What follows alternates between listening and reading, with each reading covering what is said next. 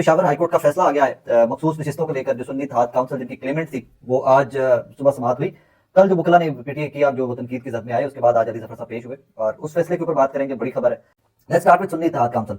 पाकिस्तान तहरीक इंसाफ के सुन्नी इत्तेहाद काउंसिल पाकिस्तान के अंदर हर सूबे के अंदर, बलोचिस्तान में बहुत ज्यादा अच्छा परफॉर्म नहीं कर सके, बाकी हर जगह पे दे परफॉर्म वेल। पंजाब में, केपी में तो खैर बहुत ही अच्छा परफॉर्म किया उन्होंने, मरकज की सीटें, सूबाई सीटें काफी ज्यादा जीती। अब कहानी उनकी चली आ रही थी मखसूस नशिस्तों की, और मखसूस नशिस्तों के ऊपर उनको थोड़ा सा एज मिला, स्टे ऑर्डर मिला उनको केपी के हाईकोर्ट, जो पेशावर हाईकोर्ट है वहां से उनको मिला। उसके बाद बड़ी तनकीद हुई पेशावर हाईकोर्ट के ऊपर, साफियों की जानिब से अटैक कर दिया गया, यलगार कर दिया गया कि पेशावर हाईकोर्ट कैसे फैसला दे सकती है, उनकी डोमेन ही नहीं बनती, ये नहीं बनती, वो नहीं बनती। उसके बाद क्लैरिफिकेशन भी आ गई पेशावर हाईकोर्ट की कि जनाब हमने फैसला केपीके की हद तक दिया है, क्योंकि हम पेशावर हाईकोर्ट है, हमारा ज्यादा मामला या हमारा सूख जो है वो केपीके की हद तक है, हमने फैसला केपीके की रिजर्व सीटों की हद तक दिया। मामला चलते रहे। कल इसके ऊपर बहस होती रही, कल दलाइल होते रहे इसके ऊपर सारे।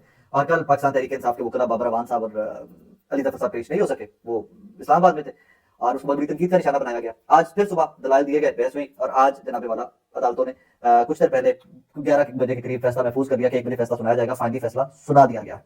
ये पाकिस्तान तहरीक इंसाफ के लिए शॉकर है, और वो तमाम लोग जो ये मखसूस नशिस्तों वाली सारी सियासत में अपना अपना हिस्सा मांग रहे थे और उनके जो मौकफ की तायीद कर दी है आज पेशावर हाईकोर्ट ने। पेशावर हाईकोर्ट ने सुन्नी इत्तेहाद काउंसिल की मखसूस नशिस्तों से मुताल्लिक दरखास्तें खारिज कर दी। सुन्नी इत्तेहाद काउंसिल की मखसूस नशिस्तों से मुताल्लिक दरखास्तों पर पेशावर हाईकोर्ट ने समाअत जस्टिस इश्तियाक इब्राहिम की सरबराही में 5 रुकनी लार्जर बेंच ने की। पेशावर हाईकोर्ट में सुन्नी इत्तेहाद काउंसिल के वकील बैरिस्टर अली जफर के दलाइल का आगाज किया। इसमें कहानी क्या थी? टेक्निकल नुकता एक था जिसमें मैं आपको आसान सा करके समझा दूं। टेक्निकल नुकता इसके अंदर एक था कि पेशावर हाईकोर्ट बार बार उनसे पूछ रही थी कि क्या सुन्नी इत्तेहाद काउंसिल ने as a party, as a political party कोई इलेक्शन लड़ा, इस दफा किसी एक सीट के ऊपर इलेक्शन लड़ा? तो उसके ऊपर जवाब है नहीं।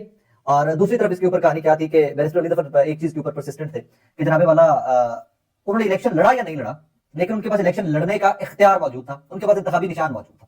ये मुकम्मल नुकता था, टेक्निकल नुकता था जिसके गिर्द आज की बहस घूमी है। और यही नुकता था जो बहुत सारे माहिर कानून भी पहले सामने रख रहे थे कि सवाल एक ही पैदा होगा, क्योंकि ये तशरीह की जानी थी। यहाँ पर बहुत सारी चीजों के ऊपर इलेक्शन एक्ट आइन खामोश होता है, वहां पर अदालतों ने तशरीह करनी होती है, अदालतों ने आसान करना होता है इस कानून को। अच्छा ये मतलब हो सकता है, ये मतलब हो सकता है, ये मतलब हो सकता है। जिस तरह बल्ले वाला निशान था, टेक्निकल बुनियादों के ऊपर तहरीक इंसाफ को नॉकआउट किया गया वहां पर, लेकिन अगर वो बल्ले का निशान थोड़ा मार्जिन देकर 4 दिन का टाइम देकर दे दिया जाता कि दोबारा इलेक्शन करवाओ जाकर, चीफ जस्टिस ऑफ इंडिया दे दिया जाता है टाइम, तो फिर उसमें नजरिया जरूरत का मिक्सर आ जाता था। लोग कहते हैं कि नजरिया जरूरत के तहत ये किया जा रहा है, आइन और कानून की बालादस्ती में। इस तरह की बहुत सारी कहानियां इस तरह। अब यहाँ पर तहरीक इंसाफ का ये भी चांस जो है ये खत्म हो चुका। मैं पहले दिन का कह रहा हूं कि इन मखसूस नशिस्तों से पाकिस्तान तहरीक इंसाफ ना किसी सूबे में, ना मरकज में हुकूमत गिरा सकती है, ना बना सकती है। जहां पर वो सेफ है वो वहां पर सेफ ही सेफ है, वो है केपी के।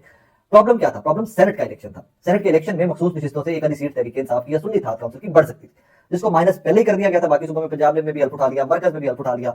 मखसूस नशिस्तें जो ऐड हुई थी, एंड आज ये जो बॉल थी केपीके के पेशावर हाईकोर्ट के कोर्ट में, वो भी उठाकर बाहर फेंक दी गई। मैं यहाँ पर एक चीज कहने की इजाजत दीजिए मुझे कि जो भी सियासी लीडरान तहरीक इंसाफ को लीड कर रहे हैं, वो वकला हैं जो भी हैं, बड़े नॉन टेक्निकल और बड़े नाइव और बड़े लाइल्म किस्म के लोग हैं। ये सारे पॉइंट्स हर सहाफी को समझ आ रहे थे कि कहां, क्योंकि आपने इंप्रेशन देखना होता है ना कि इंप्रेशन किस तरफ जा रहा है। लेट्स से कि हम आपके मुखालिफ है तो आपको उतना ज्यादा मुताहत होकर चलना पड़ेगा।